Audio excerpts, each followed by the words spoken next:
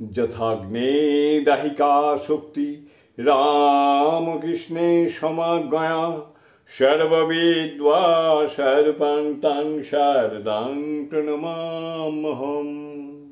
শতরূপে সারদা বই থেকে পাঠ, বিষয় আনন্দরূপিণী, অধ্যাপক নলিনী রঞ্জন চট্টোপাধ্যায়। পরের অংশ।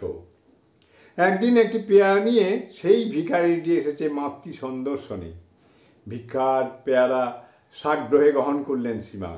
ভিক্ষার জিনিস খুব পবিত্র, ঠাকুর বড় ভালোবাসতেন। বেশ পেয়ারাটি তো, আমি খাবো এখন। বললেন, তোমার গান বড় মিষ্টি, তুমি একটি গান গাও।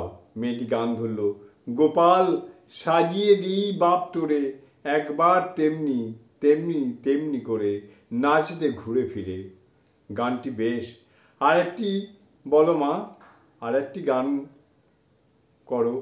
গান শুনে কখনো ক্লান্তি নেই, গান গেয়ে ভিক্ষা করছে মেয়েটি কতদিন ধরে, কিন্তু এমন শ্রোতা পেয়েছে কজন? এই কাশিতে একদিন এলো গেরুয়া পরা একটি বিধবা মেয়ে, সারদা দেবীকে গান শুনিয়ে গেল। ঠাকুরে জবা বনের শোভা, বনের ফুল তুই বনে ফুটি। থাক রে জবা বনের শোভা, বনের ফুল তুই বনে ফুটিস। তোরে হেরলে শিবের বক্ষে, মনে হয় মার চরণ দুটি। থাক রে জবা বনের শোভা, বনের ফুল তুই বনে ফুটি। তোরে হেরলে শিবের বক্ষে, মনে হয় মার চরণ দুটি।